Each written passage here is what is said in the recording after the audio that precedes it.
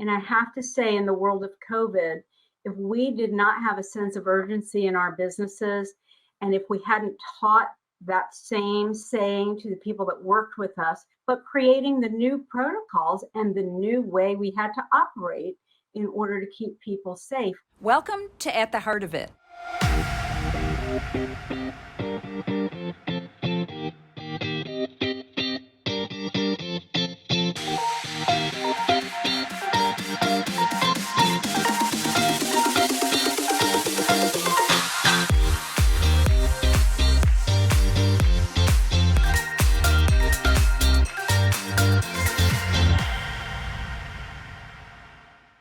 Welcome to At the Heart of It. I'm Nancy Brown, CEO of the American Heart Association. My next guest is a savvy businesswoman and philanthropist who embodies the notion that health is the most valuable and precious thing for every individual. She's even built a life and a company around these passion points. Get ready for some helpful tools that you can use for personal and professional growth. Shattering glass ceilings and empowering others along the way. Meet Anita Zucker. She is an entrepreneur and philanthropist. Anita is the CEO of Intertech Group, a private family-owned chemicals manufacturer. Not only that, she also owns the Carolina Ice Palace and is part owner of the South Carolina Stingrays ice hockey team. Although she was named the richest person in South Carolina by Forbes, Anita has a heart for giving back. She has donated more than $75 million to various causes, with an emphasis on education and health. Listen to how her professional savvy can help all of us achieve our career goals. Anita, welcome. Thank you, Nancy. I'm so honored to be here. We are so honored to have you. And to kick off our conversation today, I thought we might start with some fun questions. I call these my signature 5.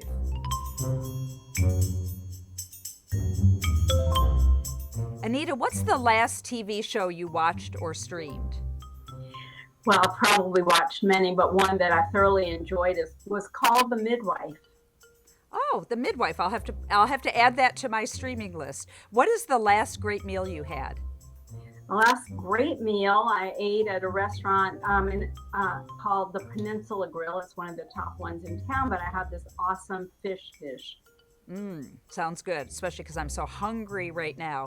What is the last book you read? How to Lead by David Rubenstein. Oh, that's a good one. Anita, what was your first job? My first job, I was 12 years old, and I worked at a day camp teaching arts and crafts. Ah, good for you. Your creative side started young. And what is your superpower? So for me, if I have to say I have a superpower, my hope is that my superpower is inspiring people. Well, there's no doubt that you are inspirational. And as I mentioned before, you are so accomplished as a business leader and a philanthropist and advocate for really important issues like early childhood education and heart disease.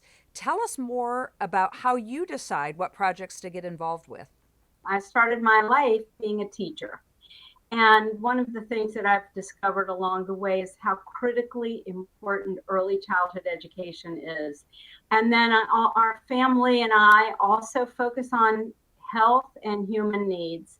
If we don't have health, we really can't achieve anything in our lives. So we need our education to help us be able to access health care, but at the same time, we have to take care of the human needs of people to make sure they're being fed and to make sure they have their basic needs so that they too can be educated and then learn how to access those too. And then along the way, taking care of our environment is so critical, especially in today's world, and just pay attention to what's happening so that we too can be a part of making the world the best that it can be.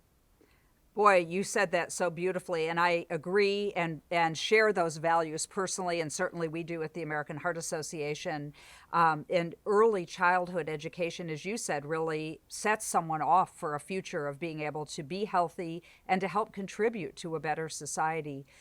I really admire you for so many things that you do, Anita, and women leaders who will be watching this program could really benefit from your insights.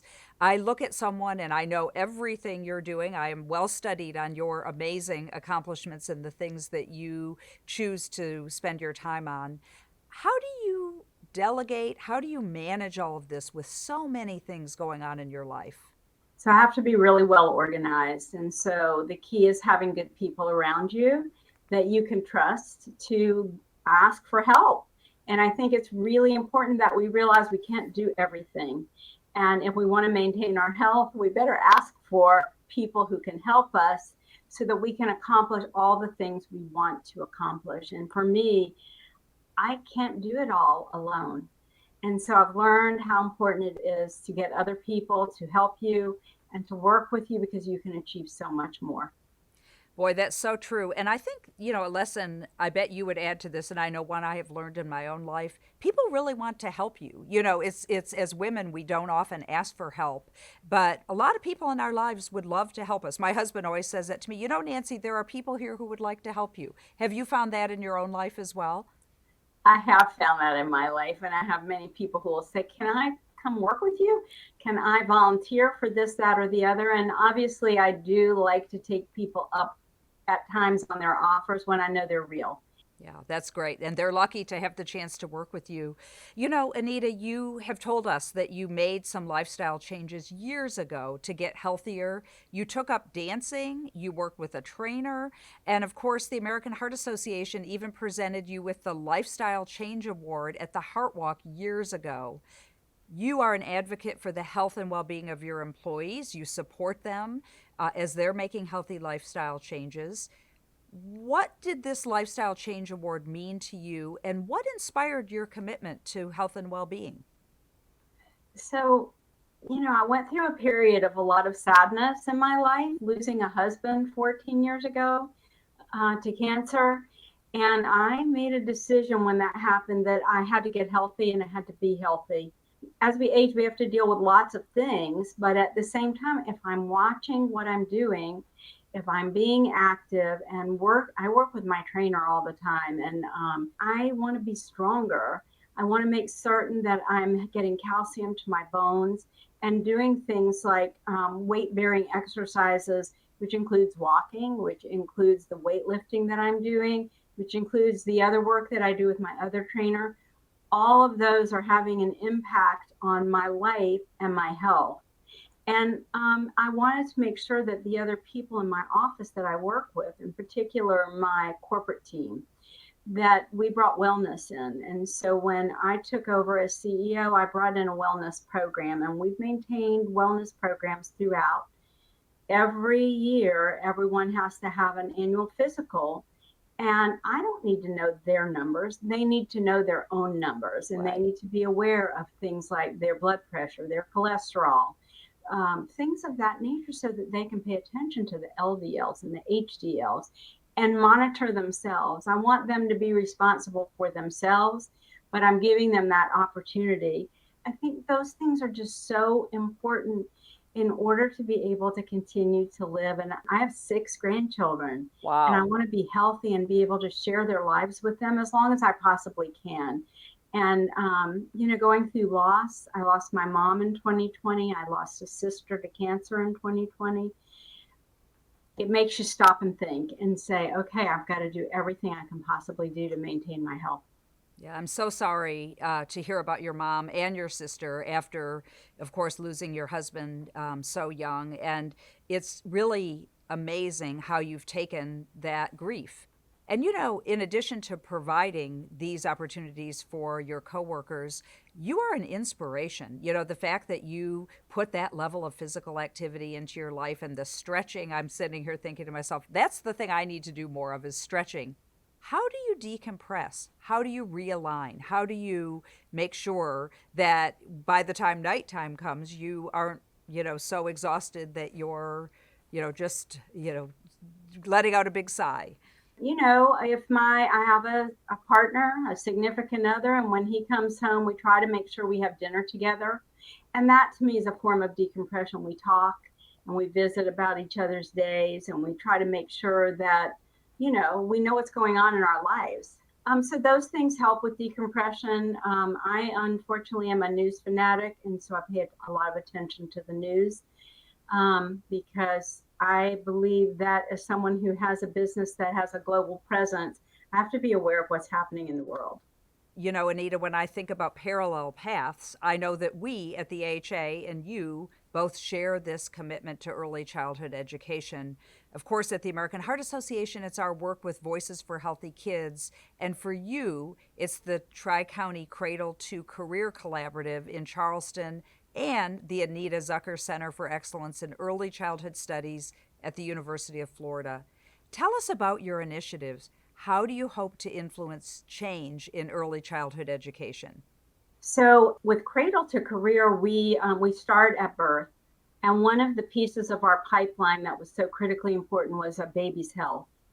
And finally, we've gotten a grant that has allowed our medical university to have a program using telemedicine for new parents. So parents who have their babies at our medical university have a phone number that they can call so that they can get help taking care of their child.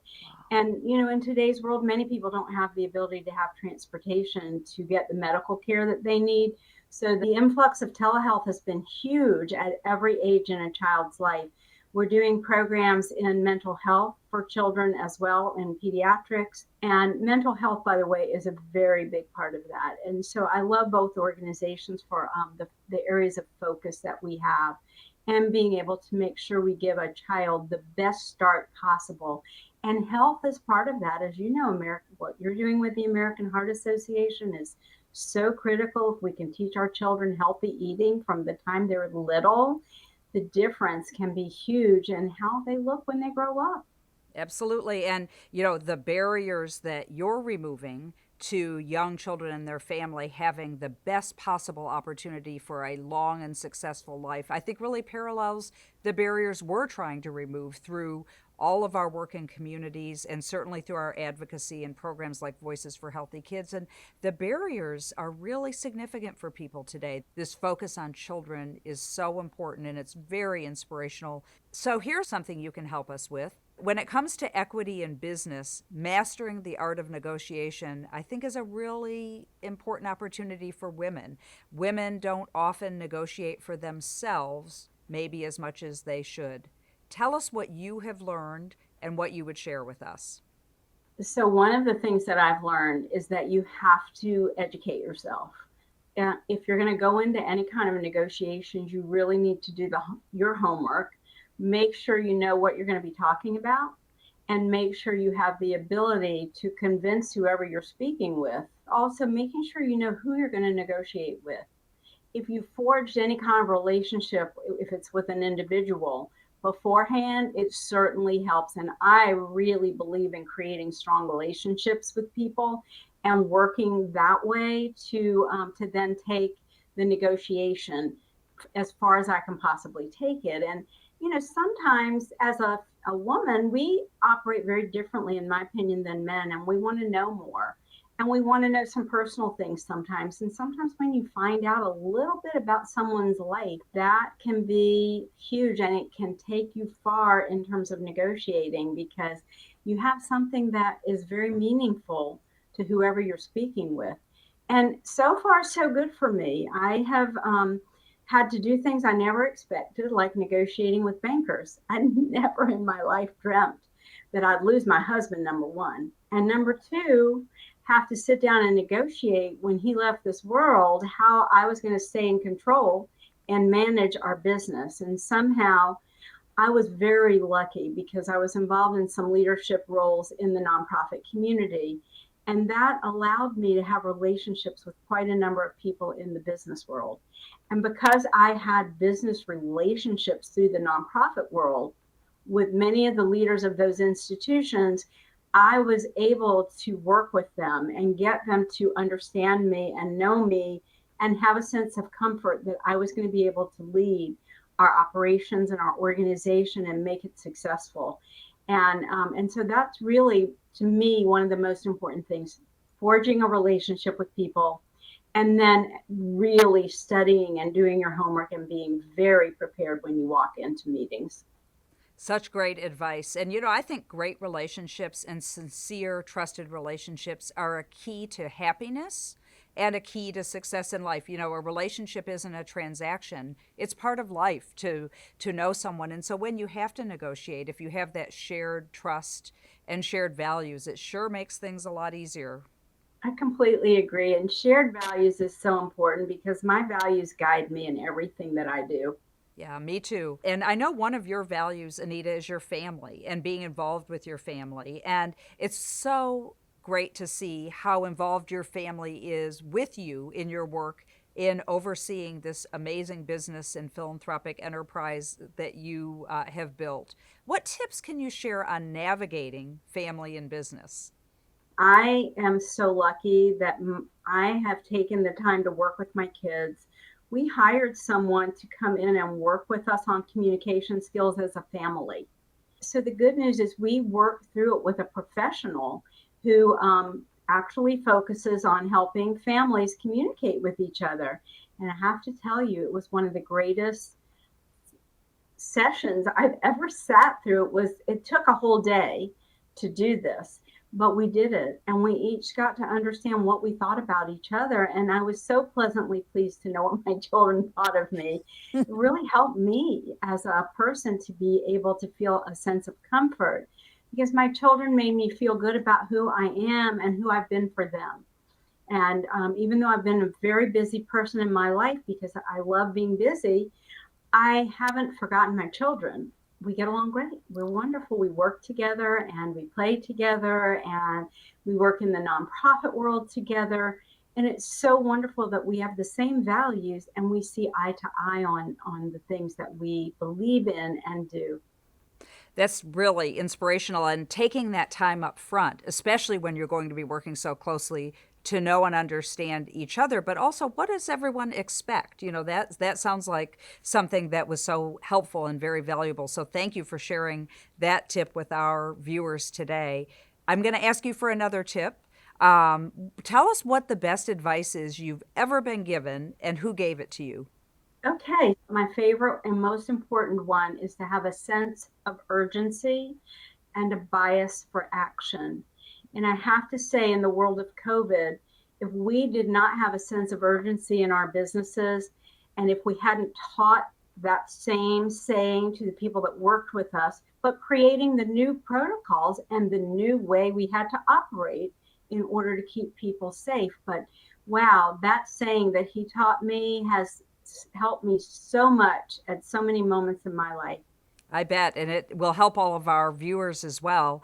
Tell us what words of wisdom you would like to leave with our audience. So there are different ones. I think that it's really important to expect excellence from the people you work with. Never accept mediocrity. Also, don't forget that it's okay to ask for help. I think that is so important. And the another thing I learned from my husband that I think is great advice, if you love your job, you'll never work a day in your life. And I'm so lucky to love what I do and to be able to have that in my life because when I lost him, I wasn't sure where I would turn, but those are the areas I turned. And my mom was the most incredible woman on earth. I just lost her 2 years ago, literally this month. She was a Holocaust survivor. And, when I think about what she survived and what she taught me how to be a survivor, a little bit different kind, needless to say, but one who knew how to put one foot in front of the other foot and keep moving forward and never give up. 2 mornings a week, I'm on Zoom going to services because I need a little bit of religion in my life. And those 2 mornings that we could Zoom in, I really have this group of friends that we're together every morning from 7:15 to 7:45 or 8 a.m. A few days a week. And I love doing that. It just gave me a great start to my day. Oh, I bet. I can only imagine. And it sounds like your mother was an incredible woman, and what words of wisdom that she obviously left for you and that you are leaving with all of us.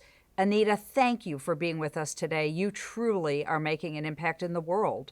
And I am so honored to call you an American Heart Association volunteer and someone who means so much to our organization. Thank you for your focus on children. Thank you for your focus on community and for your focus on everyone who comes in contact with you. There's no doubt you're making their lives better. So nice to chat with you today, and I hope to see you soon now that we're out of COVID. Nancy, I hope for that very same thing, to meet you in person and to be together. And thank you for what you do, because you've given me so many opportunities to understand the amazing work and to help make a difference in the lives of people, including my mother-in-law who had a stroke. I learned from the Heart Association how to take action. I have learned so much. So thank you for allowing me to be a volunteer in a great organization, but to be able to change lives all the way around. I greatly appreciate the opportunity to share. Thank you, Anita. Have a great rest of your day. Thank you. You too. There's so much to learn from an amazing woman like Anita Zucker. Here is a woman that faced adversity early in her life, and she built her husband's company. She focuses on her philanthropy, but it's very clear she never forgets how important the simple things are in life. When she talked about decompressing, how having a meal with her family, taking a few moments for herself, focusing on her faith, her family, and her friends, really important messages, I think, for all of us. And I also loved her tips on negotiation, the fact that she's always well prepared, that she builds relationships long before she needs to negotiate with someone, and that she stands up for what she believes in. These are all really important tips and tools I know that I will use and take away from our discussion with Anita. I'd also like to know what you've taken away from our conversation today. Please subscribe, comment, and share. I'm Nancy Brown. Thank you for joining in. On the next At the Heart of It, raising awareness around heart disease. We need more people in this country who are diagnosed with heart valve disease to understand how serious it can be. Find out how Congressman Andy Barr is helping save lives and how you can join him. Next, At the Heart of It.